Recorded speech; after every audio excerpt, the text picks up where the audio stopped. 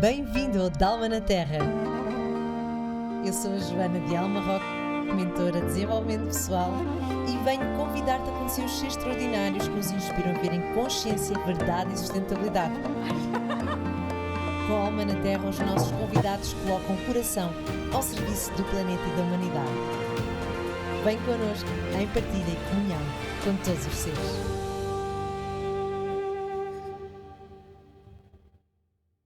Bem-vindos ao Dalma na Terra. Sabem quem temos hoje aqui connosco?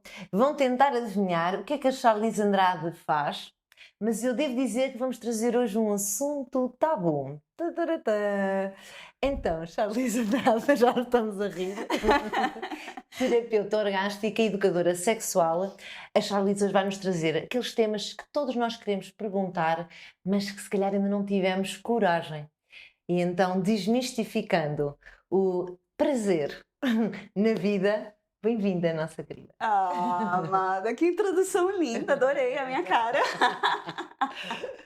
Muito obrigada pelo convite, é um prazer estar aqui mesmo, na sua casa, né, sendo recebida por você, e falando sobre esse tema que é tão fundamental na nossa vida, que é uma questão de saúde e bem-estar, e que a gente muitas vezes considera como algo menor, ou algo feio, ou algo sujo, mas é justamente de onde a gente veio, né? Então seria bom a gente olhar para isso com mais cuidado, e todo o trabalho que eu tenho feito ao longo desses anos é para que isso aconteça de forma leve, acolhedora, sensível, e que através disso mais pessoas possam se apropriar de quem elas são, dos seus próprios corpos, e tomar a vida nas mãos a partir disso, né?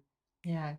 Acho que tu agora fizeste aqui um resumo exatamente do que é o teu trabalho, que é maravilhoso. Tu és de uma integridade muito, muito grande e dessa capacidade genuína de trazer a verdade e uma simplicidade, mas ao mesmo tempo um respeito e um cuidado neste tema tão especial. Eu vou ter muitas perguntas para te fazer. Oba! É. Porque, na verdade, eu acho que vou representar uma comunidade inteira que não sabe até que ponto pode curar-se através de um trabalho como aquele que tu fazes. Queres-nos contar um pouco o que é isto da terapia orgástica? Com certeza. A sexualidade, ela não tá nesse lugar, assim, que tá tudo organizado, as coisas não... Não, é sobre explosão, é sobre sair do controle, é sobre descobrir a potência do próprio corpo. E aí que tá, né? O trabalho da terapia, eu toco esse tema com muito respeito, porque por várias razões, inclusive pessoais, mas também porque cada corpo carrega uma história. Eu não faço a menor ideia da história, da dor que cada corpo sofreu. Então eu já parto desse princípio, que quem está buscando essa terapia tem uma história com esse corpo. E o que eu vou fazer é cuidar dessa história, cuidar desse corpo, honrar esse corpo, para que através desse olhar de cuidado, desse olhar de afeto, que não tem um atravessamento de desejo envolvido, que é um lugar muito mais de maternagem, a pessoa que está recebendo a terapia passe a se olhar com cuidado, a se olhar com amor, a honrar a própria história. Porque às vezes a gente vai vivendo uma série de experiências e tudo que a gente vive fica registrado no corpo, né? As coisas boas e as coisas não tão boas. O cheiro do bolo da casa da avó, na tarde, né? E também aquela imagem que deixou a sua infância paralisada naquele momento porque foi um trauma. Então o corpo tem todas essas memórias. Eu costumo falar que é uma biblioteca altamente tecnológica. Você traz um elemento, ele te traz toda a memória daquilo. E aí o que acontece? Por conta de todos os traumas que a gente viveu, e eu trabalho com mulheres e com homens, mas as buscas são diferentes, né? A grande maioria esmagadora das mulheres já passou por algum tipo de trauma com o corpo, seja ele qual for, não necessariamente uma violação. Muitas passaram por violação. Mas às vezes é um sentimento de inadequação com o corpo, né? Porque você ter um corpo feminino nessa sociedade atual, e quando a gente passa para trás é pior ainda, é um corpo que foi dito que não é nosso. Sim, e é muito exigente. É muito exigente ter um corpo Exato, feminino. feminino. Porque aí o corpo não é seu, né, é falado que o corpo não é seu, que o seu corpo é para um outro, normalmente um outro homem, o corpo é para a sociedade, é para a igreja, é para todo mundo, para o governo, mas para você não é seu. Então, se o corpo não é meu, como é que eu vou sentir prazer com esse corpo? Como é que eu vou cuidar desse corpo? Eu vou cuidar dentro do que está num padrão social. Então, eu preciso ter uma forma, então eu preciso fazer coisas ali que é o que é esperado de mim, mas o que eu quero fazer? Como é que eu sinto prazer com o meu corpo? A gente não sabe. Então, a terapia orgástica, por isso que eu chamo de reeducação sensorial, é um espaço para que você aprenda sobre o seu corpo a nível sensorial. Então, o nosso corpo tem uma potência imensa de existir, exatamente assim, do jeito que ele está, com a idade que você tem, existe uma potência nesse corpo que a gente não conhece. A maioria das pessoas não conhece. Eu também não conhecia antes de viver essa experiência, e por isso que eu me tornei terapeuta, porque eu falei, as pessoas têm que viver isso, têm que se libertar dos seus corpos, porque senão o corpo vira uma prisão. E achas que é esta expressão de que nenhum terapeuta pode levar alguém para um sítio em que ele não foi, também se aplicou a ti? Assim, eu não tenho nem como suspeitar que não seja isso, assim. Eu vivi muito, muito mais do que a minha idade, né? Vivi muitas experiências. Experiências incríveis, experiências não tão incríveis. Passei por muitos terapeutas, vivi abuso terapêutico dentro de uma sessão. Então, atendi muitas mulheres que foram abusadas por terapeutas. Então, a cada experiência dessa, eu fui aprimorando ainda mais o meu trabalho para que, de fato, seja feito com o maior cuidado e impecabilidade possível, porque a gente está entrando num território que é desconhecido para a própria pessoa. Então, isso tem que ser feito com gentileza. Inclusive, a gentileza é o tom que a pessoa vai aprender nesse trabalho a lidar com o próprio corpo. E aí, uma vez que ela reconhece o corpo, sem estar num ambiente que está relacionado a sexo, né? Porque a gente costuma confundir sexo com sexualidade. Sim. Então, sexo é uma parte da sexualidade. Sexo faz parte da sexualidade, mas sexualidade não é só sexo. Sexualidade são os diversos usos do corpo. Então, se eu saio daqui agora, eu vou dar um mergulho no mar, que inclusive eu tô aqui assim, muito querendo fazer isso. Esse contato com o corpo é um contato com a sexualidade profundo. Então, sexualidade é muito maior do que o sexo. E aí, quando você vive uma experiência como da terapia orgástica, você aprende sobre isso. Você aprende que sexualidade é você e a sua experiência nesse corpo. E aí, como é a experiência nesse corpo, reconhecendo que ele é potente. E não porque esteticamente ele tá ok dentro de um padrão, mas porque eu sinto a potência que ele tem. E isso é inquestionável. Quando vem do corpo a informação, é inquestionável. Eu tô até arrepiada. É isso, entendeu? É sobre isso, é sobre você se arrepiar com a vida, é sobre você se arrepiar. Outro dia eu tava comendo uma ameixa. Gente, eu juro, essas experiências pra mim são melhores do que sexo ultimamente. Até porque eu tô num celibato. Mas eu juro, assim, você pegar uma fruta que você gosta, sabe? Pode ser alguma outra coisa, que a fruta pra mim é uma experiência orgástica mesmo. E você dá aquela primeira mordida na fruta, a fruta tava gelada, e era uma ameixa mesmo bem doce, porque é uma expectativa, né? Se dá uma mordida, você não sabe se ela vai estar azeda, você tem indícios ali por fora, mas quando você dá aquela mordida, você sente, né, a suculência da fruta explodindo na sua boca. Eu comecei a me arrepiar, Joana, e me arrepiar, e de repente eu começava a dar risada. E isso aconteceu uma vez comendo manga no Brasil, mas aqui em Portugal nunca tinha acontecido, e rolou com a ameixa, entendeu? Então assim, por que eu tô falando tudo isso? Porque eu era uma pessoa totalmente desconectada do meu corpo. Eu era analista de sistemas. Uau! Vivi muitas coisas, Joana, eu tô falando. Outra vida? É outra Eu era vida. analista de sistemas. E eu trabalhava em banco. Então, eu era totalmente conectada com a minha cabeça, muito pouco conectada com o meu corpo.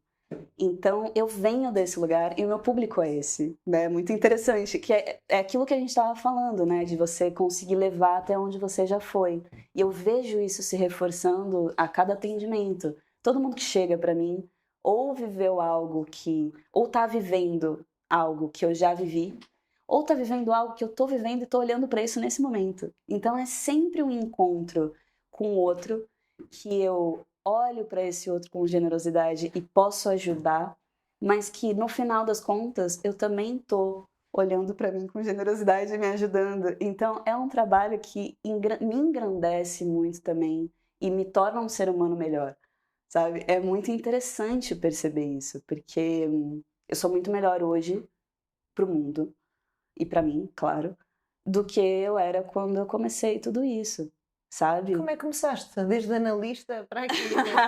Desde analista em bancos até Em banco. educadora sexual. Como é que chega aqui? Teve gastronomia no meio. Foi a gastronomia que me levou pra sexualidade. E a mãe Prazer. cheia manga. Olha lá, tá vendo? Olha, mas a experiência da manga foi bem depois. Mas sim, uma coisa tá muito ligada à outra, porque simplesmente eu me graduei no tempo certo, porque eu não queria passar mais um ano na universidade. Então, assim, eu me matei de estudar para acabar mesmo no tempo certo.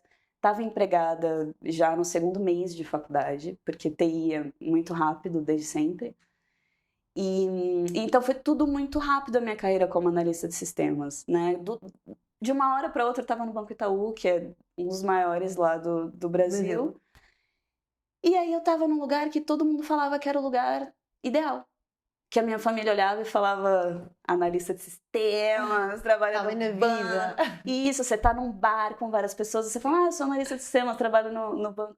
Nossa! Então, assim, isso te leva para um lugar de que, caramba, é sobre isso, só que ao mesmo tempo você olha tudo aquilo e fala, meu, é suposto que eu esteja bem aqui, que eu esteja feliz. E claro, Joana, eu sou essa pessoa, sempre fui, eu sou assim aqui, eu sou assim nos atendimentos, eu sou assim no Uber e sou assim também com o entregador do Globo. Entendeu? Então, assim, eu sou essa pessoa em qualquer lugar, e no banco eu também era. Então, tenho muitos amigos de lá, eu era a pessoa do café, eu era a pessoa que organizava a festa. Eu tinha um perfil diferente de analista de sistemas, porque eu sou muito comunicativa, então isso também me fazia performar muito bem no banco. E quando eu quis sair, eu não pude, porque a minha gestora não tinha justificativa para me demitir. E aí eu precisei esperar um ano, combinar com os meus pares para eles me avaliarem mal, para aí sim eu poder sair. E aí depois veio a outra pergunta, né, que foi, tá, mas se não é isso que eu estudei para fazer, que todo mundo tá postando todas as fichas, o que é então? E aí eu não sabia. Porque esse esquema, né, da empresa, do mundo corporativo, te faz acreditar realmente que você só sabe fazer aquilo. E se acabar aquilo, acabou sua vida. Não vai ser ninguém. Você vai morar... Eu imaginava, assim, já me imaginava na rua, já me imaginava... Eu era nova, né? Eu tinha 26 anos. Mas a sociedade diz-te isso, a família diz-te isso. Exatamente. Então, eu olhava... vai ser ti? Não, a minha irmã chorou, a minha irmã estava grávida e ela falava, mas Charlize... E se você tiver um filho? E eu falava, Etienne, na minha irmã, Etienne, eu nem quero ter filho, sabe? E, então, eu precisei ir para essa experimentação, até porque eu tinha um ano que eu ia ter que estar no banco, sem querer mais, e não ia fazer um trabalho ruim, mas eu precisava estar bem. Então, por isso eu fui fazer um técnico de gastronomia. Eu não sei brincar, então fiz o técnico, na metade eu já estava querendo abrir um restaurante. Eu imagino. Exato. Então, assim, saí do banco, me mudei para uma ilha e comecei o projeto do restaurante, que se chamava Paná Paná. Isso tudo estava vinculado a um casamento, que eu estava morando num chalé no meio do mato, vivendo essa vida roots, depois de sair do banco. E como eu estava para abrir o restaurante, já me organizando para isso e pesquisando coisas, e junto com o Sebrae, que é um lugar no Brasil que apoia pequenas empresas e tal, então estava organizando tudo para abrir o restaurante, só que aí eu comecei a fazer eventos de gastronomia Para me preparar, porque afinal de contas eu era analista de sistemas, né? Eu tinha uma visão romantizada da gastronomia, porque inclusive foi a minha salvação do banco naquela época, mas eu não tinha a pegada de cozinha, de restauração, não era isso que eu queria, entendeu? Eu não queria esse ritmo, eu queria curtir, eu queria pegar na cenoura e sentir a energia da cenoura e agradecer a cenoura, sabe? Assim, eu queria isso. Só que nessa altura eu não sabia. E aí eu comecei a fazer eventos de gastronomia, só que era uma gastronomia muito mais natural. Porque quando eu fiz gastronomia, eu fiquei assustada com a quantidade de manteiga na culinária francesa e não quis compactuar com isso no meu restaurante. Então era uma coisa mais tranquila, assim, para o corpo. E aí os eventos que me chamavam para fazer era tudo de sagrado feminino, de xamanismo.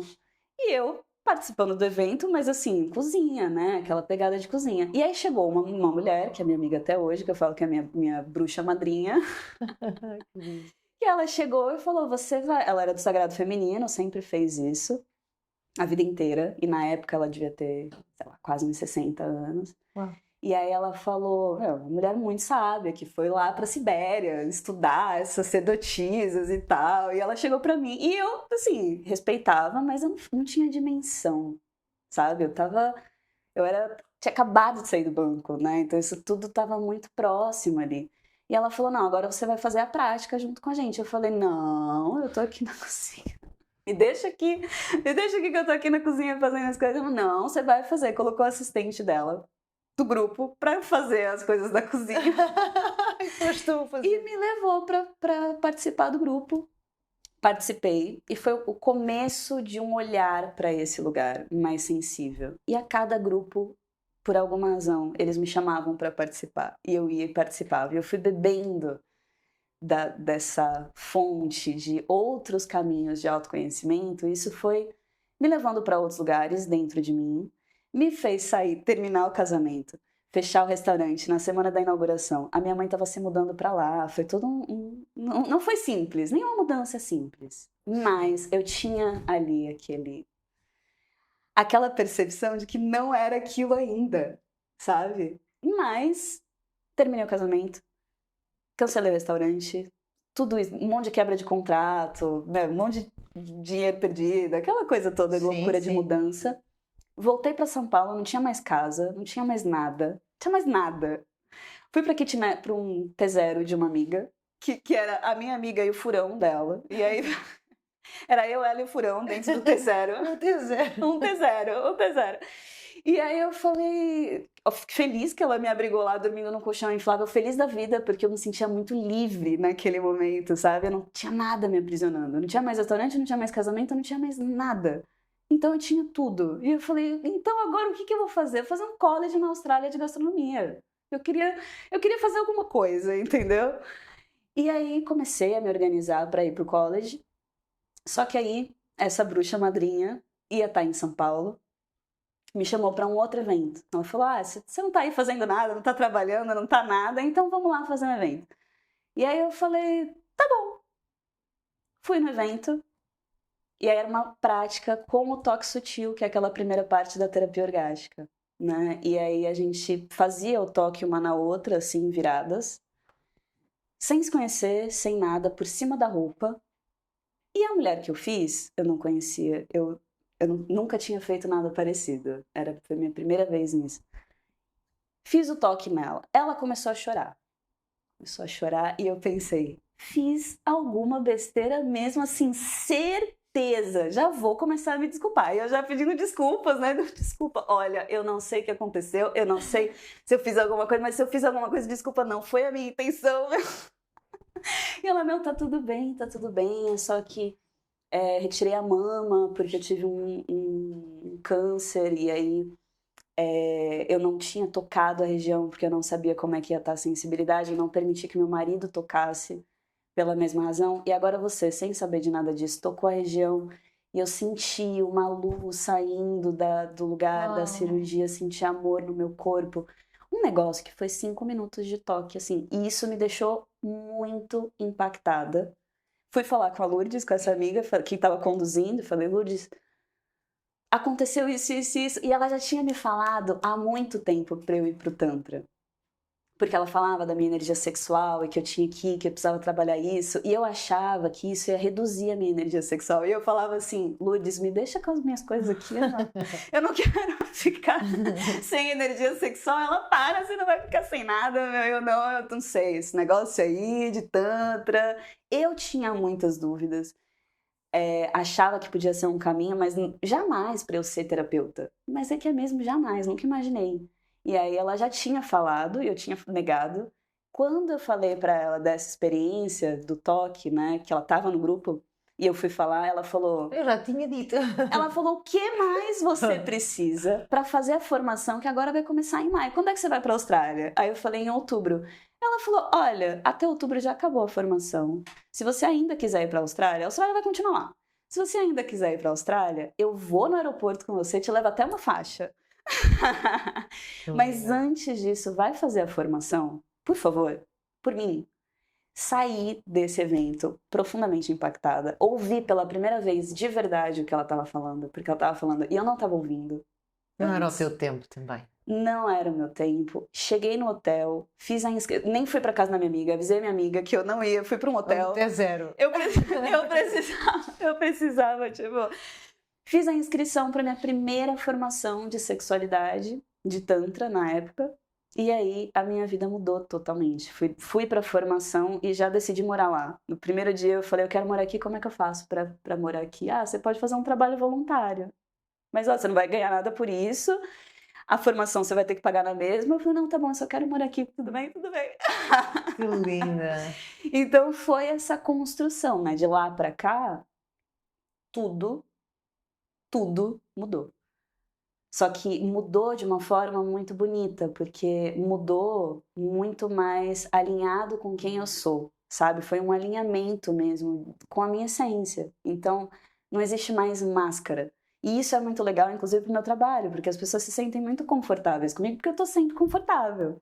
E tô mesmo. E, assim, não é uma fachada. É porque, de fato, faz parte da minha responsabilidade como terapeuta buscar estar confortável e em paz e com todos os meios que eu preciso para isso, para que eu consiga oferecer isso também. Claro, mas todos estes processos de desapego e toda esta coragem para mudar, para renascer não sei quantas vezes, também te preparou para isso. Muitas vezes, porque ainda mudei muitas vezes, né? Então, assim, profissionalmente, beleza, olha, há quase 10 anos que eu tô aí nesse caminho, não pretendo mudar, tô muito firme, tô muito consciente de que toda a minha vida me preparou para estar agora fazendo o que eu faço. Eu não tenho a menor dúvida disso, assim, quando eu olho para trás, que às vezes eu tenho esses momentos nostálgicos de, não é nem nostálgico, é de fato de olhar, rever e lembrar que eu tô comigo, sabe? Lembrar que, caramba, meu, eu passei por tudo isso, eu escolhi tudo isso, eu fiz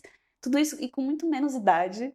E ainda assim, aconteceu tudo o que aconteceu e foi maravilhoso, sabe? Então, é um reforço para mim mesma de que esse caminho autêntico, de fazer o que se sente, né? De perguntar pro corpo também o que você quer, o que você precisa e não só para sua mente, que muitas vezes vai escolher a partir de medo, a partir de ego, a partir de uma série de outras coisas. E beleza, pode ser isso também, mas pergunta pro corpo, né? Então, o que mais mudou na minha vida de lá para cá foi esse contato profundo com o corpo que não me deixa ir pro caminho errado. Não me deixa estar com pessoas erradas, não me deixa fazer escolhas erradas. E não que exista certo ou errado, mas escolhas erradas no sentido de que sejam prejudiciais para mim ou para o meu corpo. E quando fazes, ou vais quase fazer essa escolha errada, o que é que acontece? Como é que tu sabes que o corpo, como é que o corpo te diz que não é o caminho certo? Ah, minha querida. O meu corpo se comunica muito comigo através do arrepio. Então, só que são qualidades de arrepio diferentes. Então, tem um arrepio de raiva que ele vem mesmo na coluna.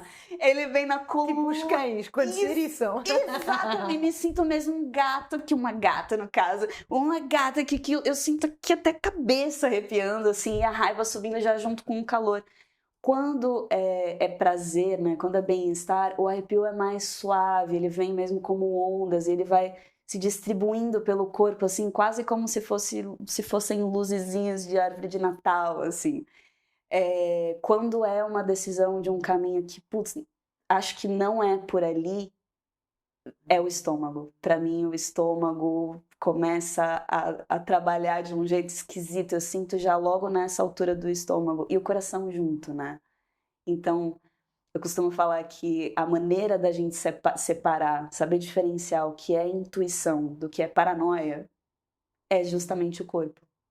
Então, a intuição, ela não vem sozinha. Não é só uma voz. É uma voz, ok, mas tem uma confirmação no corpo. Então, é algo que vem na sua cabeça e aí, de repente, você tem uma sensação boa no corpo. Opa, pode ser por aí mesmo. Ou, às vezes, você faz o exercício, né? Se eu for por aqui, respira e sente o corpo, ele vai te falar. Mas é que assim, ele fala mesmo, sabe? Então, poxa, a gente tem uma super ferramenta de alta tecnologia que a gente simplesmente não usa e está cada vez mais distante de usar.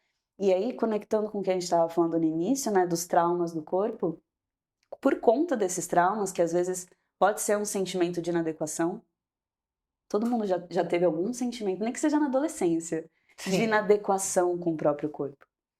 Muitas vezes isso gera um trauma, muitas vezes essa é a pessoa que só vai fazer sexo no escuro, muitas vezes essa é a pessoa que não vai conseguir se olhar no espelho sem roupa. Porque tem uma sensação de inadequação. Então ela acha que o corpo dela é inadequado.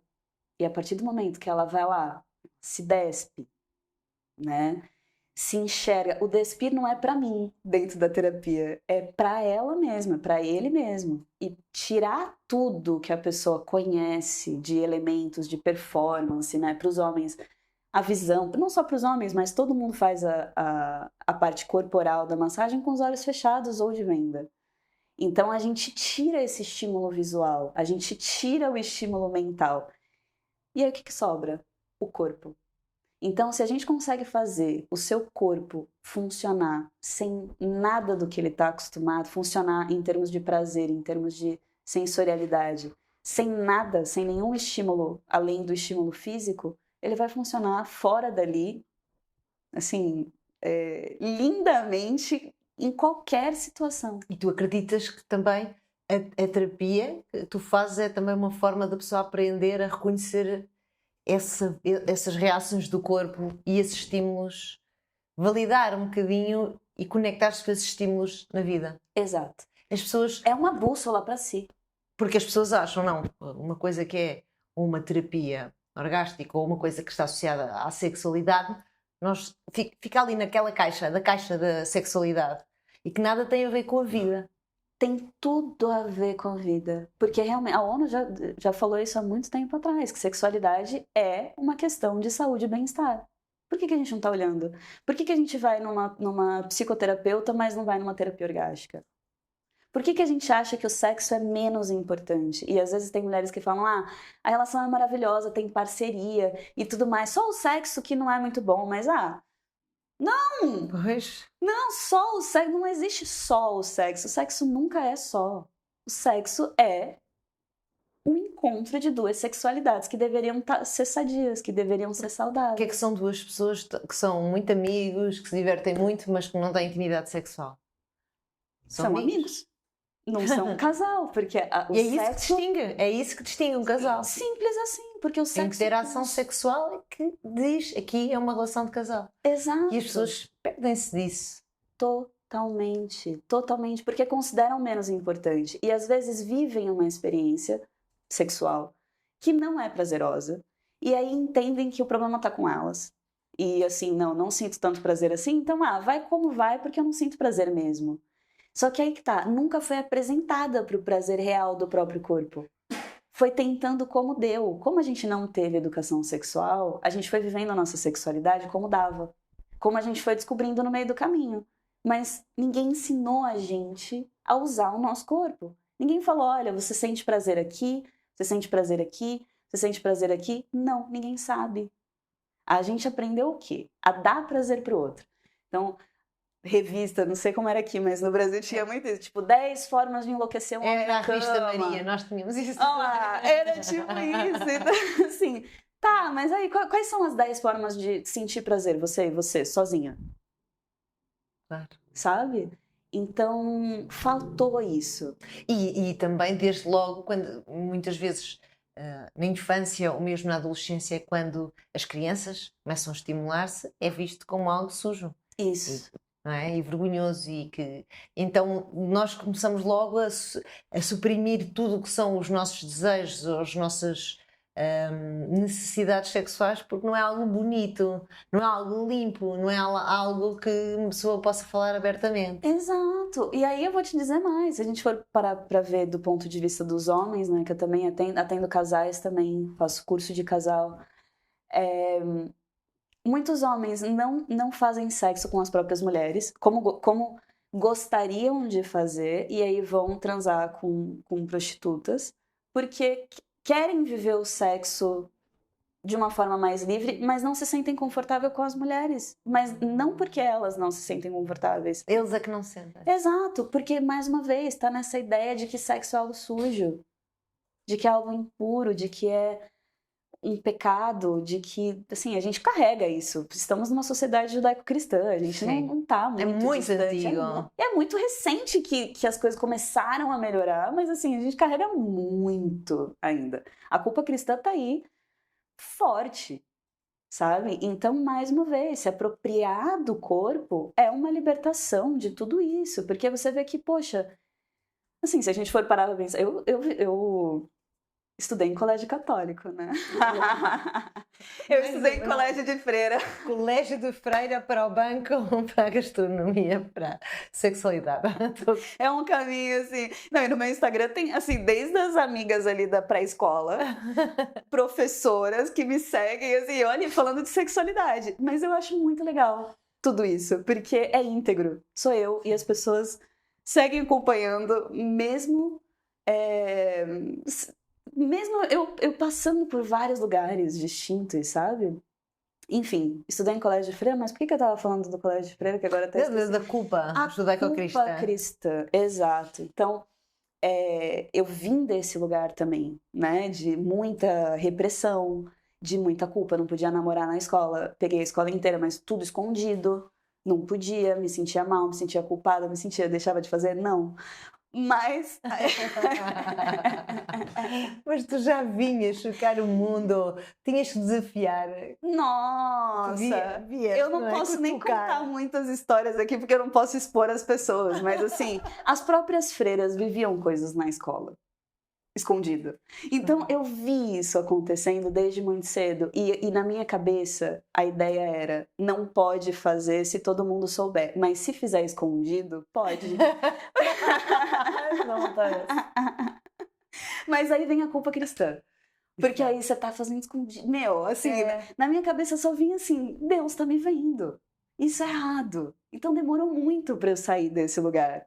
Sabe? Eu consegui sair. Mas eu percebo isso hoje. E aí foi muito legal uma vez que eu atendi uma mulher no Brasil que era evangélica. E ela nunca tinha feito sexo fora do casamento, só viveu o sexo dentro do casamento, viveu uma experiência sexual e não quis mais estar no casamento. Foi buscar terapia orgástica.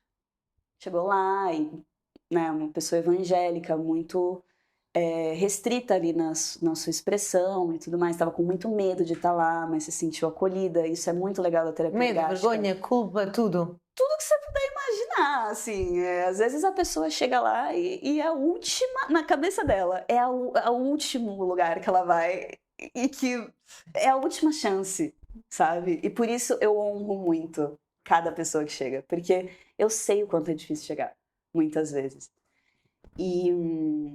E aí ela chegou, viveu a experiência, a gente conversou, né? Tem uma conversa longa, você sabe, no início da sessão. Depois a gente vai pro corpo. E aí a gente conversou, foi pro corpo. E no final de tudo, que ela tava sentindo o corpo, porque no final da sessão o corpo ainda tá muito respondendo ao trabalho que foi feito. E ela falou, isso é Deus. Que bonito. Toda arrepiada de novo, porque é isso. Uau. Ela encontrou Deus nela tendo um orgasmo. Isso não é maravilhoso? Porque assim, se a gente for parar pra pensar que fomos feitos por algo maior. Então a gente foi feito por algo maior e a gente tem um órgão no nosso corpo, que é o clitóris, que a única função dele descoberta até hoje é Dá prazer. dar prazer. Se o Criador não quis que a gente tivesse prazer, ele não ia. Se ele não quisesse, ele não ia fazer um órgão para isso, entendeu? Então, dá pra gente passar por vários caminhos e entender que é bonito ter um corpo, que é gostoso ter um corpo, que é prazeroso e que o primeiro prazer que a gente tem é o prazer de habitar o nosso corpo. É o mais simples e é o primeiro. E é a partir desse prazer que vem os outros. Como é que eu vou sentir prazer em comer uma ameixa se eu não tenho prazer em habitar o meu corpo? Eu vou morder e eu não vou sentir nada, porque eu tô Estás desconectada. anestesiada. Porque o nosso corpo é o nosso canal de comunicação com tudo. Exato, exato. E por conta das experiências passadas, muitas vezes essa cisão corpo e mente acaba sendo feita. Então a gente foge do corpo para não olhar para os traumas, porque dói. E vai para a mente, vai para o intelecto. Então, né, tendo muitas mulheres em São Paulo que são altas executivas. Mas e o prazer? O prazer ficou aí por algum lugar, mas a carreira tá super ok. Quais são as consequências? Quais são as O que é que tens observado ao longo da tua experiência? O que acontece? A pessoa se distancia do corpo e aí quer transar, porque todo mundo quer transar, só que espera que o corpo vai responder só na hora do sexo. Então, assim, passa o dia inteiro conectada com a cabeça. Aí, chega em casa, à noite, com o marido, quer fazer sexo e viver uma experiência sexual incrível. Não vai acontecer. O corpo não responde. Não vai responder. Você passa o dia inteiro desconectada do corpo. Vai esperar 1 hora ali no seu dia, no final, e já não tem mais energia para nada. Para se conectar com o corpo, não vai acontecer. E isto leva muitas vezes nos relacionamentos, tu saberás muito melhor do que eu, mas eu também observo nos casais que atendo ou nas minhas consultas, que depois há muita frustração, que parece que o outro é responsável por não me dar a mim esse prazer, por não fazer sentir a mim. Mas a maior parte das pessoas não sabe o que te dá prazer. Exatamente. Não se conhece a si própria. Exato. E às vezes tem uma crise existencial, porque se sai com um homem legal, a gente tá falando bastante de relação heterossexual, porque é a maioria, mas isso acontece com todas as relações, tá? Que eu atendo muitos casais de mulheres também, que também vivem crises sexuais. Então, assim, é para todo mundo, é geral, porque ninguém teve educação sexual. Acabou, ninguém teve. E seguimos não tendo, né? Atendo pessoas novas também. Atendi semana passada, 27 anos. Tá, já não é mais tão nova assim, mas assim, né? Não é um trabalho que já atendi de 84 também, foi o máximo. Uau! 84 anos. 84. Isso pra mim foi assim. Que bonito. É. Uma mulher corajosa. Super inspiradora. Sim, eu fiquei agora a pensar 84 anos. E não desistiu. Sabe? Não desistiu de sentir o corpo, de se apropriar. Imagina quantas histórias que esse corpo não viveu. Quanto sexo sem querer fazer ela fez. E teve que. Porque antes, né? Nossas avós, se a gente for parar pra ver, faziam sexo sem querer fazer sexo. Era normal. Era obrigação da mulher. Dentro do casamento, exato. E ainda é um pouco, né? E ias dizer, dentro do casamento, e eu vou acrescentar... muitas delas também sofreram abusos, assédios e outras formas de desrespeito que nem sequer puderam contar a ninguém. Quantos casos acontece muito isso nas constelações, no trabalho do feminino, descobrir-se uma violação, um abuso, algo que foi calado em segredo. Porquê? Porque iam perder a honra, iam ser discriminadas, então... Dentro do casamento eram forçadas porque respondia a ser mulher e muitas das mulheres que viveram desrespeitos do seu feminino tiveram que guardar segredo toda a vida acerca disso. E aí a gente chega numa outra questão da sexualidade muito presente, que eu sempre trabalho, aqui em Portugal, um pouco mais, não só em Portugal, na Europa de maneira geral. No Brasil, esse tema a gente trabalha, mas é um pouco diferente, é um pouco mais leve. A expressão. Porque, você tá vendo, né? Se as nossas avós viveram isso, tiveram que viver escaladas, como é que uma mulher vai se expressar sexualmente? Não vai. Então, muitas mulheres não conseguem soltar som.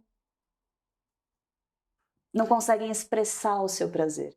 E aí tem uma conexão direta da garganta com a vagina. Era isso que eu ia dizer, não é? Porque é o que nós sempre falamos no feminino, que é o mesmo, anatomicamente o mesmo formato. Isso mesmo, exato. Então, quando eu relaxo a musculatura da garganta, eu também relaxo a musculatura da vagina. E aí eu consigo sentir mais, e eu consigo estar com a vagina relaxada, inclusive para viver uma experiência sexual satisfatória. Porque com a vagina tensa, o assoalho pélvico todo comprimido, esfíncter anal, como é que você vai sentir prazer assim? Você tá assim, tensa. E aí que tá, né? Vai saber o quanto essas mulheres não sofreram, não viveram, de repente, desenvolveram um vaginismo nessa altura, que na época nem era diagnosticado. Sim. Então continuaram vivendo diversos abusos, porque no vaginismo, por exemplo, as paredes da vagina simplesmente fecham. É o teu corpo se defendendo mesmo. Não é para penetrar nada, não vai passar nada, nem ar, nada. Vai fechar. E aí dói muito, tem que fazer fisioterapia pélvica, tem que fazer outros trabalhos para além da terapia orgástica. É até ideal fazer primeiro a fisioterapia pélvica para depois vir para a terapia e descobrir o prazer, porque na fisioterapia pélvica no começo vai doer um pouco, sabe? Então o corpo vai encontrando meios de se proteger, de se defender. E aí imagina, agora, né? A gente vou atender uma pessoa nova que não viveu nada disso, que tá vivendo o primeiro casamento, que, putz, tá com uma pessoa ok, uma pessoa que faz bem para ela, não consegue se expressar, não consegue soltar som, não consegue expressar o seu prazer de fato. Por quê? Porque para aqui. O som não sai nem aqui do diafragma, a pessoa não consegue nem respirar. E aí, se você não respira de forma completa, você nem ocupa o seu corpo. Você está ocupando isso aqui, ó. A respiração está curta. Então, você vê, quanto mais a gente vai criando, desenvolvendo essa consciência no corpo, mais segura a gente está na vida, de maneira geral, porque você sabe que o seu corpo está contigo. Ele não vai te abandonar. Ele, assim, ele tá junto, sabe? Não é uma coisa assim, ah, o meu corpo tá de peão, ele vai aí onde a minha mente quer que ele vá. Não, ele tá junto comigo e usar o corpo como ferramenta também, não só como abrigo, mas como ferramenta para que você possa fazer escolhas melhores para ele, considerando ele. Então, isso vai para tudo, né? Da escolha do alimento, até a escolha com quem eu vou fazer sexo, até a escolha com quem eu vou me relacionar, a casa onde eu vou morar, o país. Eu preciso considerar o meu corpo. Eu não conseguiria morar na Alemanha, por exemplo, na Holanda, mas não conseguiria, mas nem pensar, porque o meu corpo, assim, só de... Dá nem pra falar, ó, só de falar já me dá até uma falta de ar. Mas por quê? Porque eu morro de frio. E mesmo assim, do Brasil para cá deve ter custado um bocadinho. É que eu passei na Alemanha antes, então aqui... Como eu passei na Alemanha e na Holanda antes, Isto é top. eu achei o Portugal quase tropical. Agora já não acho mais tanto, mas quando eu vim a primeira vez, eu falei, nossa, tá tranquilo, tá super Porquê tranquilo. Portugal? Por que Portugal? Nós agradecemos-te, porque eu acho que Portugal precisa muito, muito deste trabalho e, infelizmente, eu sei que tu formas terapeutas e tens feito esse trabalho e tu fazes um trabalho incrível e maravilhoso que eu própria já experienciei e pá, de uma dignidade, de uma humanidade, porque é muito mais do que só o trabalho no corpo. E isto nem sempre é fácil nós encontrarmos um terapeuta com uma presença total para nós, para nos ouvir, para escutar e para percebermos muitas vezes o que o corpo está a manifestar vem de um outro lugar da vida, de tudo que nós pensamos que nada tem a ver com sexualidade. E portanto, quando tu estás a formar pessoas e nós agradecemos estares aqui e tudo mais, mas ainda é muito fechado, ainda é é um elefante no canto da sala, não é? Este tema, este trabalho cá em Portugal. Porquê Portugal? Como é que isto aconteceu? Não existe razão para as coisas do coração, né? Foi por amor, é? Olha, foi um conjunto de coisas. Foi uma parceria amorosa que trouxe até cá? Não, uma parceria amorosa com Portugal. Assim, é muito interessante pensar sobre isso, porque foram anos de carreira no Brasil. Eu estava com uma carreira tem uma carreira muito consolidada no Brasil, com muita gente que faz trabalho. A minha agenda nunca para no Brasil. Eu vejo meus amigos muito mais aqui em Portugal, amigos do Brasil. Eu vejo muito mais aqui em Portugal do que eu via no Brasil. A minha mãe me fala coisas do tipo que eu levo pra terapia depois, do tipo, não, mas tudo bem, filha, você fala muito mais aí quando você tá aí do que quando você tá aqui. Imagina. Então, eu fui também começando a perceber isso, né? Que aqui o tempo passa de uma forma diferente. O Brasil é um país diferenciado. O Brasil é bem emocional, é um país vivo, é um país quente, é um país... E eu sou uma pessoa muito emocional. Então, no Brasil, é sem parar, é sem fim, é sem limite, é sempre mais, entende? Aqui não. Aqui, quando eu vim pra cá a primeira vez, eu aprendi coisas que só Portugal podia ter me ensinado. Então, já num primeiro momento, quando eu vim para fazer uma temporada de atendimentos, eu nunca tinha vindo. Vim em 2022. Ia ficar 3 meses, acabei ficando 4. Voltei pro Brasil já assim, comunicando às pessoas que eu ia me mudar. E foi isso que eu fiz. Cheguei, atendi todo mundo que precisava atender, que aí foi né? Gente, eu vou sair. Claro. Não foi muito legal, mas eu tava sentindo isso pulsando muito dentro, sabe? Que tu és autêntica, tu sentes que é para ir e vais. E vou, porque eu não consigo fazer diferente. Começa, assim, parece que só isso é muito claro pra mim quando eu preciso fazer um movimento, porque parece que é só isso que existe. Parece que de fato tá me puxando. Porque tu ouves. Tu tens a chamada, a escuta da alma, tu ouves. E é por isso não tens dúvida. Eu sei o que é isso, que às vezes parece a coisa mais louca do mundo. Eu passo por isso, mas eu sei, eu tenho a certeza tão certo que o meu olhar viva que é aquilo que eu tenho que fazer. E não que não dê medo, tá? Claro. Dá muito medo. Sim, não é que eu não sinta medo. Eu tenho amigas que falam assim, nossa, Elis, mas você é tão corajosa, você fez tantas coisas. E eu falo, gente, eu não me acho tão corajosa assim, porque eu sei do tamanho do meu medo. Antes de vir pra cá a primeira vez, enfim, eu não tinha não era nesse formato que eu faço hoje, né, de marcação de atendimento, então eu não tinha um compromisso. Tinha os horários ali, mas eu não tinha recebido nada de ninguém. Então, uma semana antes eu pensei, e se eu não for? E se eu não for, meu? Porque eu tava já sentindo o que ia vir. Mas era só muita coisa. Eu sentia mesmo no centro do meu peito muita coisa, um movimento muito grande. E isso me assustou. Eu tremia as pernas, tremia na base mesmo.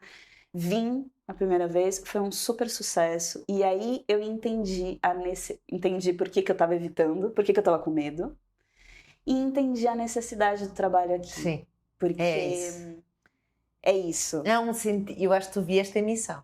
Eu vim. É o que eu sinto. E depois, assim, vou te dizer, eu também, no meio disso, quando eu cheguei aqui, eu pensei as piores coisas. Porque eu pensei assim, caramba, que louca que eu sou. Eu tô indo pra Portugal. Não é, assim, um lugar tão tranquilo pra falar de sexualidade. Eu sou brasileira, mulher. Tipo assim, eu sou muito doida. O que eu tô... Olha, como vocês dizem, graças a Deus. Graças. Pois é, e aí o que eu encontrei aqui em Portugal, na verdade mesmo, desde o dia 1, mas é que assim, foi mesmo, desde o primeiro Uber que eu peguei aqui, o que eu encontrei foi alto nível de receptividade, todo mundo me trata bem, eu nunca passei por nenhuma situação ruim aqui com ninguém de Portugal, eu fui muito bem recebida por todo mundo, desde do cara que serve lá na pastelaria até, enfim, todas as minhas pacientes, sabe? E muito nesse lugar de abertura e de agradecimento mesmo por eu estar aqui, sabe? Então, eu acho que eu tô aqui em Portugal por um conjunto de motivos, mas são todos muito bons, sabe? E aí agora Imagina que eu vou sair daqui, né? Não vou, claro que não. Não, nós estamos assim, continua mais aqui. Não, eu faço temporadas no Brasil também, de atendimentos, porque também, né, eu entendo a necessidade e eu sei o que é ter uma terapeuta longe, porque a minha terapeuta tá no Brasil, eu formei ela tá maravilhosa, mas ela tá no Brasil, então eu sei o quanto é ruim ter uma terapeuta longe e eu não quero estar longe de ninguém, e eu também não tô preparada para abrir mão de nenhum lugar, Não, porque... e não precisas de abrir mão de nada. Não, vou viver de primaveras e verões. É Tudo pra mim, gente. Era tudo que eu precisava. Sabe como dá pra viver com prazer? Sim. Né? E claro, até eu chegar nesse lugar de dar pra escolher as duas coisas, é claro que eu fiquei tentando escolher uma. E aí, mais uma vez, Porque né? sermos parte da regra. Exato. É que nem a bissexualidade. Eu me confrontei com isso novamente e foi aí que eu entendi que eu podia ter as duas coisas. Olha que interessante, né? Claro. Eu tava nessa reflexão de, nossa, mas e agora, né? Brasil, Portugal, o que que eu faço? O que que eu faço? E sim, se eu for deixar pro externo decidir, não tem um cabo de guerra, né? Então eu preciso mesmo me centrar e escolher. E aí no meio disso que eu tava ali tentando, acordava com frio no inverno, né? Saí do Brasil no verão, cheguei aqui no inverno, nunca mais eu faço isso. Pois. Eu experimentei, olha, foi boa a experiência. Não. Eu entendo. Porque o corpo no verão, ele tá tipo, e aí você chega no inverno, você faz isso aqui, né? Então eu fui pra caverna, pra noite escura da alma mesmo, atravessar. E aí acordava com super frio e pensava, meu, o que que eu tô fazendo aqui? Só que no final da tarde tava eu vendo o pôr do sol na praia, no mar, lá no porto, olhando aquilo, chorando e arrepiando e falando, nossa, isso aqui é maravilhoso, mas eu não saio daqui nunca na minha vida, eu vou ficar aqui porque isso é lindo. E eu fui vivendo isso todo dia por 2 meses. Assim, acordava pensando, vou embora. Ia dormir pensando, não, sou muito grata, não vou embora nada. E aí depois de 2 meses tentando decidir, eu falei, Mel, quer saber de uma? Eu já passei por isso antes. E foi nesse lugar da bissexualidade, de me entender bissexual, porque eu achava que eu tinha que escolher. Eu achava que assim, tá, eu vim de um lugar heteronormativo, né, em que não era uma possibilidade me relacionar com mulher. E de repente, eu me relacionei com mulher e gostei. E aí eu falei, não, então agora eu sou lésbica, né? Porque agora sou preto ou branco. Exato. E eu queria comunicar isso. Eu queria que as pessoas não achassem que eu era uma pessoa indecisa. Acho que no fundo tinha isso também, né? Esse lugar assim de, não, eu preciso me posicionar. E se posicionar no meio não é uma posição. Só que aí que tá, é uma escolha. No final das contas, eu gosto igual das duas coisas, sabe? Portugal e Rio de Janeiro, Porto e Rio de Janeiro especificamente. Eu gosto igual, sabe? Por motivos diferentes, mas eu gosto igual. Não dá pra escolher. Então, entender que dá pra ser mais prazeroso, que não precisa ser, eu não preciso negar uma parte minha pra poder existir. Eu posso coexistir com todas as minhas partes e é só assim que eu vou estar completa, é só assim que eu vou estar inteira. Quando eu aceito cada uma delas. Inclusive as que erram. Que lindo. Que lindo. E foi mesmo muito especial isso que disseste, porque realmente nós estamos sempre a querer rejeitar partes de nós. E essas partes, eu acredito que elas dão uma magia, essa diferença.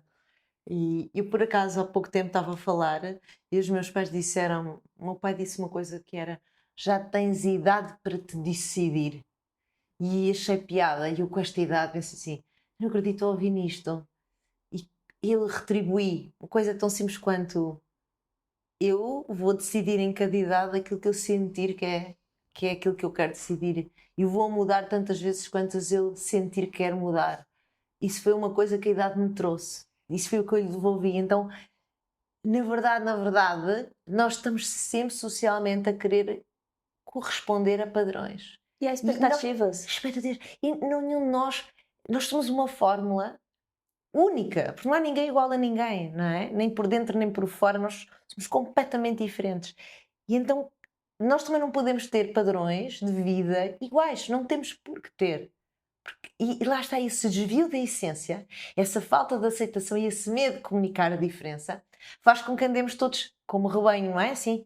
Todos todos emparelhados a viver uma mentira, uma farsa que depois dá o quê? A frustração, a desconexão, Isso. a sensação de não estar no lugar certo, não pertencer, de infelicidade, a ansiedade. Eu acho que é uma série de coisas que nós começamos a sentir no corpo. E carregar no corpo, não é só Carregar e sentir, fica. passou.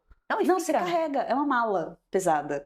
Que pesa cada vez mais, né? Você vai ficando mais cansada, andando com uma mala pesada, ela vai pesar mais ao Vai longo do custar andar tempo. para a frente. E Exatamente. chega um ponto que começas a desistir de andar para a frente. Já pensa tanto, estás tão cansada, dizes, já não vou sair daqui. Exato. Deixa-me estar aqui.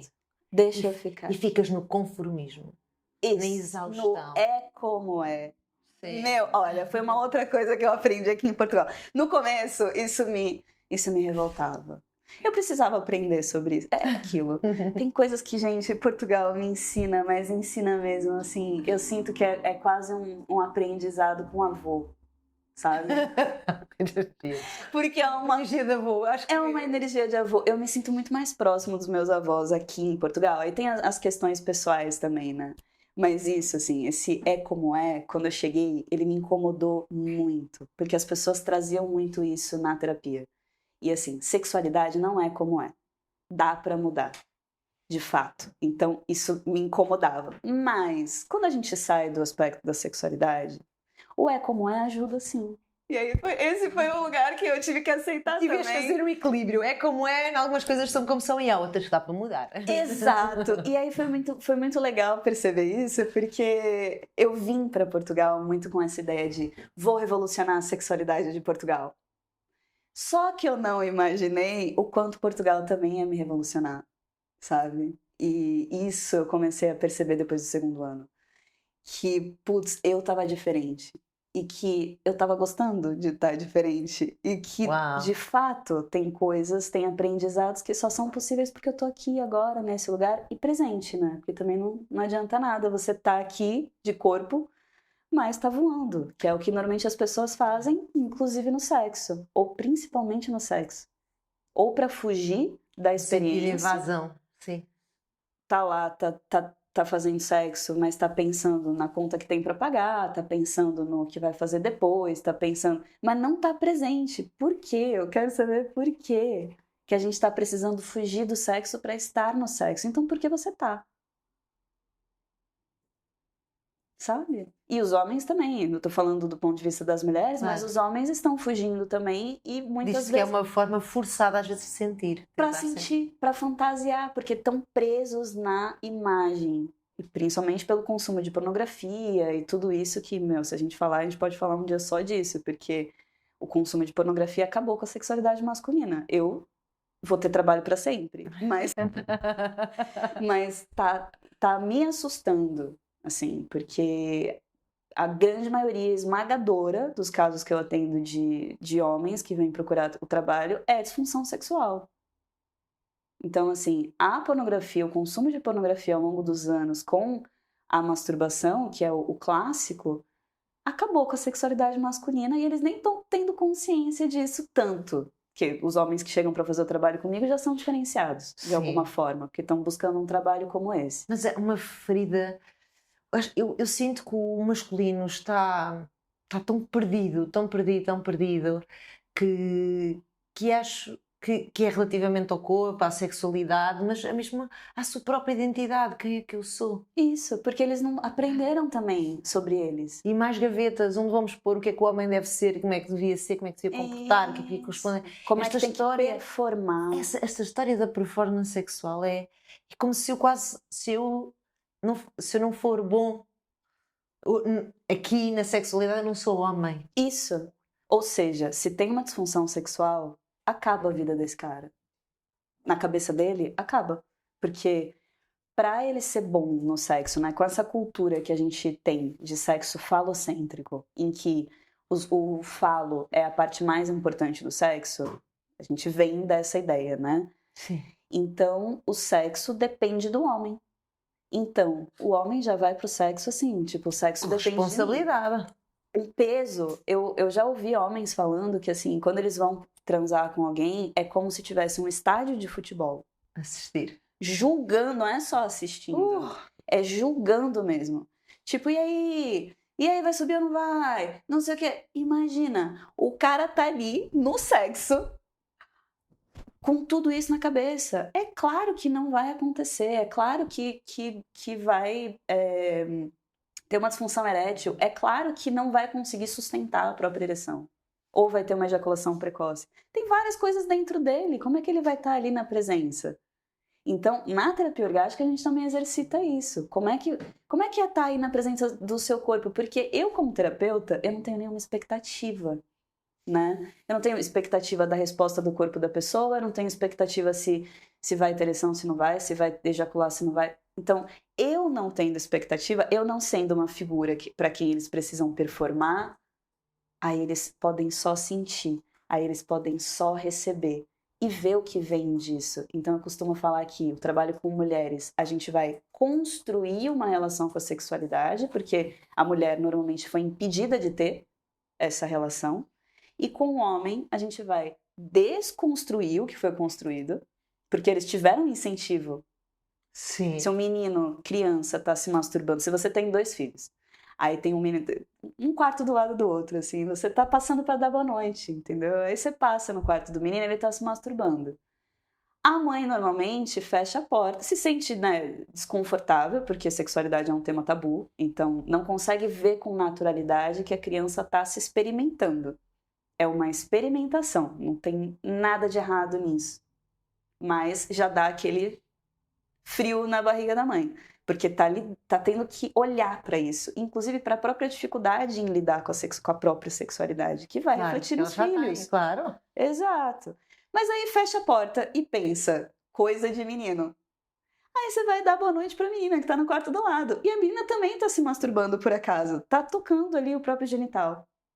A reação já é outra. Normalmente a reação vai ser: tira a mão daí, que aí é feio, aí é sujo, fecha a perna. Acabou. Ali nasceu um trauma que a gente vai resolver lá na terapia orgástica depois, quando for mais velha. E que é o trabalho para sempre. O trabalho eterno. Porque nasce mesmo Sim. um trauma, né? Como é que depois na vida adulta ela vai se sentir confortável recebendo sexo oral se a pessoa que tá fazendo sexo oral é a pessoa que ela ama? Só que, como é que ela vai deixar a pessoa que ela ama colocar a boca num lugar do corpo dela que é feio e sujo? Não vai. Não vai deixar, não vai se sentir confortável, não vai relaxar. E se não vai relaxar, não vai sentir prazer. O relaxamento é a premissa básica para que o prazer aconteça. Se não tiver relaxamento, não vai ter prazer. Se você não tiver confortável com a pessoa, né, numa troca sexual, o prazer é impossível. Você vai performar, você pode fazer uma super performance, a outra pessoa pode até achar ok, mas a presença não existe. Então, olha aonde a gente foi parar, né? A gente tá fazendo sexo, mais uma vez, eu não, mas de maneira geral, a gente tá fazendo sexo de uma forma muito pequena, muito menor do que poderia ser, muito menos gostosa e prazerosa do que poderia ser. Uma, porque a gente não sabe usar o corpo, outra, porque a gente se perdeu dele, outra, porque a gente tá tentando impressionar o outro em vez de estar em plena presença e descobrir o que acontece a partir disso. Então, o sexo deveria estar num lugar de brincadeira, de experimentação, de exploração do corpo do outro, do prazer do outro e do seu próprio corpo e do seu próprio prazer. Em vez disso, o sexo está num lugar de performance, que começa uma afobação doida, e aí é aquela coisa de, como é a cultura do sexo falocêntrico, teve uma ereção, corre, porque pode acabar a qualquer momento. Pode acabar a qualquer momento. A mulher, muitas vezes, não está pronta para viver uma penetração, mas tem uma pressão. Então, manda lubrificante, manda o que quer que seja para a penetração poder acontecer, porque sexo é penetração. Muitas vezes essa mulher não fica satisfeita, não vive um orgasmo de jeito nenhum, e pronto, acha que o problema está com ela. E não tá. Não tá. Até porque a sexualidade, ela tem vários atravessamentos. Não é só a sua escolha, a sua experiência, a experiência do seu corpo. Não, a gente tem atravessamento social, a gente tem atravessamento familiar, a gente tem atravessamento religioso, cultural. A sexualidade aqui é muito diferente da sexualidade no Brasil. que é diferente da sexualidade na Espanha. Sim, sim, nós somos o resultado do ambiente onde estamos, não é? Também tu disseste que estás diferente, estás em Portugal. Na verdade, o sítio onde fomos criados, onde fomos educados, tem um conjunto de normas. E essas normas vão impactar a forma como nós interagimos, quem somos, não é? Exato, e interagimos com o próprio corpo. Eu vejo muito menos o meu corpo aqui em Portugal. O banho, pra mim, é Já se está a pagar essa coisa, mal chega-se aqui já. Menina, não tem jeito, porque é frio, meu. Assim, eu vejo os meus pés agora. Tá começando a ter calor, eu tô vendo os meus pés. Aí esqueço que eu tenho tatuagem. O banho é, de fato, um momento de eu lembrar por inteiro do meu corpo. Coisa que no Brasil, eu morava no Rio de Janeiro, vamos lá, né? Então, Claro. assim, você vive de short e chinelo. Claro. E assim, dependendo, você tá com biquíni por baixo e você pode tirar a blusa e ficar de biquíni pra lá e pra cá. Então, o calor, ele, primeiro, se a pessoa tem algum problema com o corpo, não dá pra se esconder. Então, assim, se a pessoa não tá confortável com o próprio corpo e mora no Rio de Janeiro, ela vai ter que lidar com o desconforto dela, porque Não vai aguentar a roupa. não vai aguentar, ela não vai poder pôr um sobretudo, um casaco e ir pra rua, ela vai desmaiar, fez essa sensação térmica de 60 graus nesse Mas pode verão. ir viver para a Alemanha. Ela pode vir viver pra Alemanha, e aí ela vai passar ali e vai ficar bem. Só que é isso, você O problema precisa vai continuar a lidar. existir. não Vai é? continuar. Podem-se mudar para os países mais gélidos, até para a Antártida, mas o problema vai continuar a existir. Mas dá pra disfarçar. Socialmente dá pra disfarçar. No Brasil, não. No Rio de Janeiro, especificamente, não. No Sul, até beleza, mas tem os tempos de temperatura muito alta. Então, o que acontece na temperatura alta? O corpo relaxa tanto que se estiver muito quente, dá até uma derretida. A pressão cai, né? E você fica com o corpo mais exposto. Não tem jeito. Você não tem aonde se esconder de si. Agora, aqui, meu, a maior parte do ano você tá com o corpo escondido. Então você não tem contato. Aconteceu um episódio nessa virada de ano que eu tava no Porto, tava acho que 0 grau na virada, eu tava com os meus amigos vendo os fogos, e eu tava com luva, com com um gorro, com um capuz por cima de um casaco e tal. E eu tirei o capuz e eu não sabia se eu tava com gorro ou não tava. Olha que loucura. Eu que sou super conectada com o meu corpo, eu não conseguia sentir. Eu tava anestesiada. Ah, Eu não conseguia sentir se eu tava com gorro ou não. E aí eu pensei, vou colocar a mão, né? Tava de luva. E aí, nesse momento, meu primeiro minuto do ano, eu pensei, meu, olha aí, tá aí, é isso. É a falta de contato. Você perde o contato com o seu corpo no frio. exatamente. E fora que no frio também, o seu corpo, ele se esforça, tensiona para aumentar a temperatura. Então o corpo vive tenso. Eu me Exato. sinto muito tensa no frio. E aí é banho quente, né? Assim, mesmo pelando, que eu É não que sei nós nem nem como é que eu temos a sobrevivo. noção como o corpo reage a todos estes estímulos. Olha, é que eu não posso falar isso aqui, melhor não. Mas sim, o corpo. Mas podes falar nos lugares. E depois eu te conto. Muita coisa para começar a cantar. Mas sim, o corpo ele se expande ou ele se contrai. Ele se contrai de medo, ele se expande de prazer. E isso é o tempo inteiro. E no orgasmo também. Então, muitas mulheres têm medo de alcançar o orgasmo porque elas vão chegando num lugar de maior intensidade em que o controle vai deixar de existir, porque o orgasmo é essa entrega do controle pro corpo, em que você não sabe o que vai vir depois. Você nunca sabe. É uma sensação muito intensa, né? Parece que, de fato, algo vai acontecer. Então, muitas mulheres ficam com medo de chegar nesse lugar, que é nada mais, nada menos do que o medo da própria potência. Sim, porque até em termos energéticos é a maior expansão que pode haver. Eu acho que maior do que isso, só um parto natural. Pois, sim, com certeza. Mas aí já estamos aí em simbiose com duas energias. Exatamente. E é uma vida a nascer. Mas nós connosco próprios é a forma mais intensa de energia. Exatamente. E a potência orgástica feminina é maior do que a potência orgástica masculina. Ainda tem essa. Isso é um... Tu vais ensinar isso nos teus cursos? Deixa-me Vou dizer. ensinar isso nos Porque, meus para cursos. quem não sabe, tu fazes as terapias, Depois tens cursos também. Curso de casal. De casal, mais. Curso individual. Formação de terapeutas. Isto é não parar de fazer coisas. Nós precisamos. Eu gosto muito e eu quero mesmo assim um exército orgástico, entendeu? Pelo mundo. Eu quero que tenha pessoas atendendo nas aldeias. Eu quero pessoas atendendo nos conventos. Imagina. Mentira. Não, mas imagina o que é ser tão normal ir ao médico de família como a terapia orgástica. Entendeu? Eu queria que fosse algo de saúde pública. O meu sonho, no fundo, é que eu tenho isso, né? Da coisa humanitária, eu gosto disso. No fundo, eu queria que isso fizesse parte da saúde pública. Porque é uma questão de saúde. Só que aí que tá, né? Tem interesses no meio disso. Para quem é interessante uma mulher se apropriar do próprio corpo? Porque aí que tá. Uma mulher que se apropria do próprio corpo e do próprio prazer, ela não se submete mais a qualquer coisa.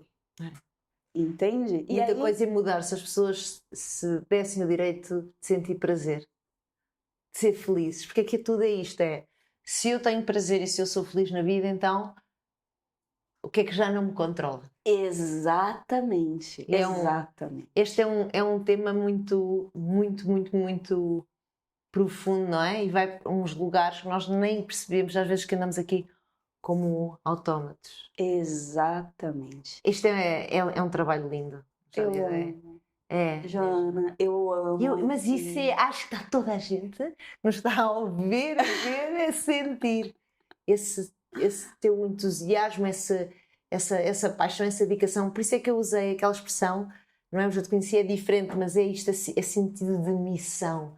E essa tua entrega que é tu estás a dar algo ao mundo e com um respeito, essa tal dignidade e normalidade extraordinária. E normalidade de fato, porque é algo normal. É para ser normal. Né? Quando a gente vai lá para os povos originários, vai ver a galera anda pelada. É verdade. A gente não precisa andar pelado aqui, é melhor não. Sim, mas mesmo a própria sexualidade era vista de outra forma. Exato. E portanto há todo um historial, não é? Que esta repressão foi se instalando, porque não era assim. Exato. Quase que era aceite lidar com o corpo e com a sexualidade e com as partes de expressão e a própria masturbação, que noutras culturas ou noutras tradições, ou até aquelas mais, digamos, povos indígenas ou as tribos africanas, etc., em que há toda uma expressão nas próprias danças, nos próprios rituais, onde está mais normalizado. Exatamente. Então, mas aí, como é que vai sexualizar um corpo se não tiver esse lugar? Né? Do escondido, do proibido. A gente volta para aquele lugar, do proibido. E aí a gente vai crescendo numa sociedade em que, para a gente sentir prazer, e isso é muito delicado, que depois que a gente instala isso no corpo, numa forma de ser e estar, é muito difícil sair e é muito difícil perceber que está nesse mecanismo de funcionamento, que é, para eu sentir prazer, então precisa ser proibido. Então, para eu sentir prazer, eu tenho que fazer sexo aqui dentro do carro, na frente da praia, na frente de um hotel. Senão eu não sinto tanto prazer assim. É um estímulo em adrenalina. Exato. Que depois, se não se consegue... Exato. E também, mais uma vez, voltando pro pornô, no pornô você tem tudo, né? O que você quiser ali. O que sobra pro sexo real? Que só tem a realidade do sexo. E que é fantástico. Eu amo sexo. Só que o sexo bom, né? Porque aí que tá, depois que você vive o sexo de uma forma completa, né? Com tudo isso que a gente tá falando... Pô, você tá trabalhando a sua sexualidade há anos, tem um super corpo que responde comendo uma ameixa. Não vai dar pra transar com qualquer pessoa. É verdade. Não vai dar pra fazer qualquer sexo. Se o sexo for performático, não vai dar. E aí vem a expressão, que é de você ter a liberdade de parar no meio e falar, querido, querida, não vai dar. Não vai. É verdade. É que depois essa consciência faz com que digamos não à inconsciência que é. Exato, se não for... Não for ótimo, se não for bom, se não for não for real, eu não quero, sabe? E aí eu não vou me submeter, aí voltamos para aquele lugar, não vou me submeter a um sexo que seja meia boca, sabe? Meia boca, desculpa. Que seja razoável, que seja pequeno, que a pessoa não esteja ali, E esse sexo pequeno, ou não tão prazeroso, volta a deixar trauma. Exato. E reforça a ideia, muitas vezes, das mulheres de que elas têm um problema. Quantas mulheres, Joana, que chegaram na minha sessão, no consultório, e falaram que eram frígidas? Eu tenho certeza que eu sou frígida. E eu sempre falo, olha, eu nunca atendi uma mulher frígida. Você tá falando, eu respeito o que você tá falando, mas eu não posso falar nada enquanto Nunca eu não foram. perceber o seu corpo. Nunca foram. Nunca. Nenhuma. Mas nunca, nenhuma, nunca. Eu nunca atendi nenhuma mulher frígida. Então, assim, não é sobre não sentir, é sobre estar anestesiada e viver uma série de experiências em que ela não pôde experimentar o corpo na potência do que ele é. Porque é isso, a gente não reconhece que o corpo é potente, a gente acha que ele é menos. E aí, quando você tem contato com essa potência, acabou. Assim, acabou. Eu já vi muita transformação acontecer, por isso que eu sou maluca por esse trabalho, porque é muito gratificante, sabe? Você vê a pessoa entrando de um jeito, Joana. Isso pra mim, assim, eu não me acostumo com isso. A pessoa entra de um jeito e ela sai de outro. São 2 horas e meia de sessão, sabe? Amiga. E poxa, você vê isso em uma sessão, mas você vê isso num desenvolvimento terapêutico, a vida da pessoa mudando, a pessoa florescendo, a coisa transformando, a pele, Lindo. tudo. A pessoa rejuvenescendo, às vezes, você fala, meu, isso aqui é muito maravilhoso. E não é magia, né? Não é a bruxaria braba. Não, é o corpo encontrando a própria potência e tendo a liberdade para viver isso, que é o que ele não teve, né, até aqui. Charlize, olha, maravilhoso. É maravilhoso ouvir-te e o teu trabalho é fantástico. Foi mesmo muito, muito bom. E podíamos ficar aqui o dia todo. Eu Tínhamos queria. tempo. Eu acho que tens que voltar cá para falarmos de outras coisas. Não há aqui uma Vamos. série de temas que eu quase que apontei aqui e disse, não, ainda falta falar disto. E eu também falo pra caramba, né, meu? Fui falando. Falaste de coisas maravilhosas. Foi mesmo muito bom ouvir-te. Respondi todas as perguntas que às vezes eu Todas não é o que eu disse, vais voltar. Eu não, acho que até vamos fazer aqui um episódio, as pessoas põem as perguntas e eu vou lendo. Eu acho bom. Eu acho bem, bom. então olha, acho que vai ficar combinado. Vamos combinar, meu. Tem que ter praia, tem que ter sol. Está bem, está combinado. Essa é a minha única vamos pedir exigência. aqui, a Joana Fies nos deixa outra vez o espaço do Passa Coworking e vamos fazer isso. Pronto, combinado, combinado. Foi mesmo muito bom ter-te aqui, minha querida. Agradeço, foi maravilhoso ouvir-te e bem-ajas pelo teu trabalho tão honesto e tão íntegro, do fundo do coração. É um lindo serviço. Joana, muito obrigada. Muito obrigada mesmo pelo convite, pelo prestígio do trabalho, né? E por me receber tão bem sempre, me acolher tão bem. Eu digo obrigada. Gratidão, querida.